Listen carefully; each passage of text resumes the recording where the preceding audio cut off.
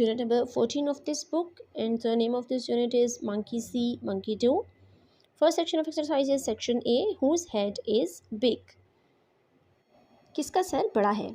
Whose bag is this? ये बस्ता किसका है? It's Maha's bag. ये महा का बैग है या महा का बस्ता है. Whose tail is this? ये किसकी दुम है? It is cat's tail. ये बिल्ली की दुम है.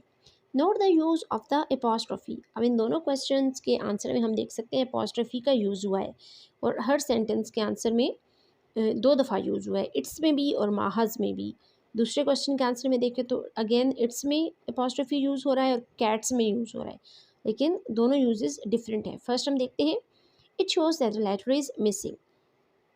फर्स्ट जो apostrophe इट्स में यूज़ हो रहा है ये इस बात को शो कर रहा है कि एक लेटर मिसिंग है, यानी इट इसको कॉन्ट्रैक्शन की फॉर्म में लिखा गया है और आई इसमें से मिसिंग है, इसका आई, उसको हम इट्स पढ़ते हैं. और जो कैट्स और माहज में apostrophe यूज़ हुआ है, it also shows that something belongs to somebody.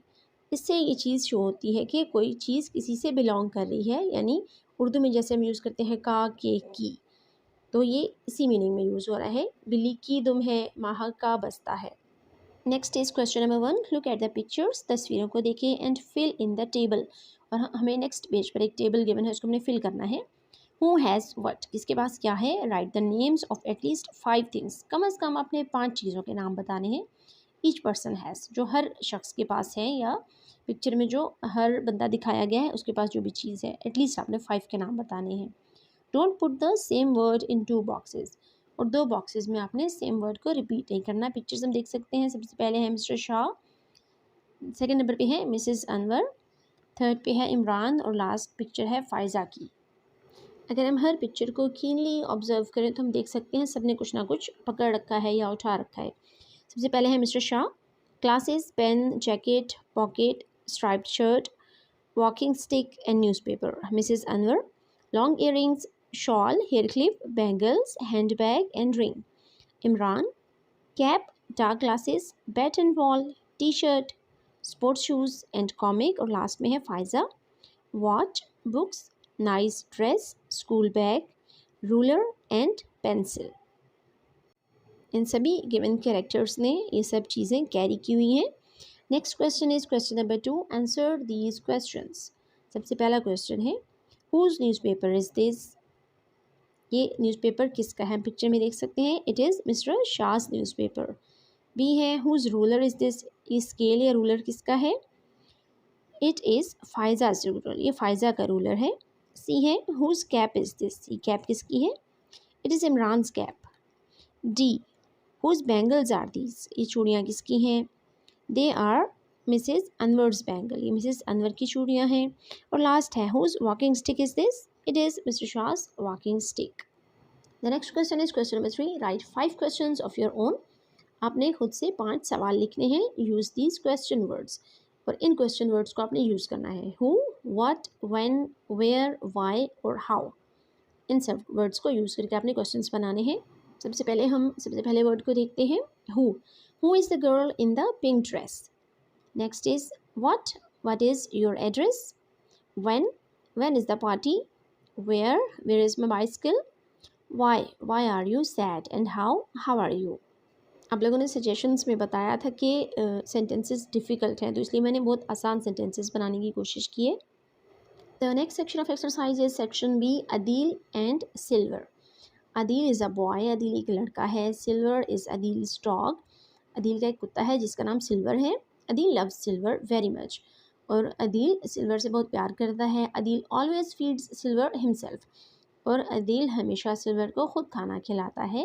He often takes Silver for a walk. वो अक्सर सिल्वर को वॉक के लिए लेके जाता है, चहलकदमी के लिए लेके जाता है. He sometimes go swimming with silver.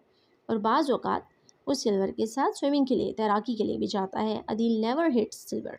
और अदील सिल्वर को कभी भी नहीं मारता.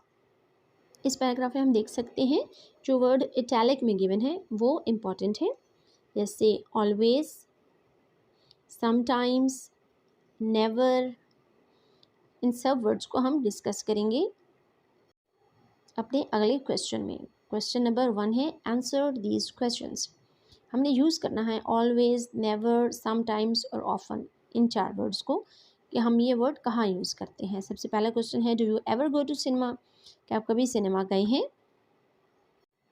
B, do you ever eat rice for lunch? क्या आपने कभी लंच में राइस खाए, चावल खाए हैं? Do you ever clean your teeth at night? क्या आपने कभी रात में दांत साफ़ किए? Do you ever sing? क्या आपने कभी गाना गाया? और do you ever tell lies? क्या आप कभी झूठ बोलते हैं? अब हम according to the situation questions को आंसर करेंगे। No I never go to the cinema, अगर आप सिनेमा नहीं गए तो आप लिखेंगे मैं कभी सिनेमा नहीं किया। सेकेंड है, yes I often eat rice for lunch, क्योंकि अक्सर हम लोग चावल खाते हैं खाने में, तो इसलिए हम यहाँ पे ऑफन का वर्ड यूज़ करेंगे, यानी अक्सर। नेक्स्ट है, yes I always clean my teeth at night, रात में सभी दांत साफ़ करते हैं और हमेशा साफ़ करते हैं, कभी कभी नहीं करते, तो ऑलवेज का वर्ड यूज़ होगा। नेक्स्ट है, येस आई ऑफन सिंग, अक्सर हम लोग गुनगुनाते हैं, तो इसलिए हमने यहाँ पे ऑफन, और कुछ लोग अगर कम गाना गाते हैं तो वो समटाइम्स भी यूज़ कर सकते हैं। इसी तरह लास्ट क्वेश्चन का आंसर है, no I never tell lies, ये झूठ बोलना बहुत बुरी बात है, तो हम कभी भी झूठ नहीं बोलते। The next question is question number 2, use always, never, sometimes and often in sentences of your own. अब आपने खुद से सेंटेंसेस बनाने हैं इन्हीं चारों वर्ड्स को यूज़ करते हुए। Write them in your notebook, और उनको अपनी नोटबुक में लिखना है। फर्स्ट वर्ड जो हमें गिवन है दैट इज़ ऑलवेज, इसको यूज़ करते हुए हम पहला सेंटेंस बनाएंगे, it's always a pleasure to meet you. Next है, lost time is never found again. Third sentence है, we all make mistakes sometimes. And last is, he is often absent from school. This was the end of this lecture. Hope you liked it. Thank you for watching, and if you want to learn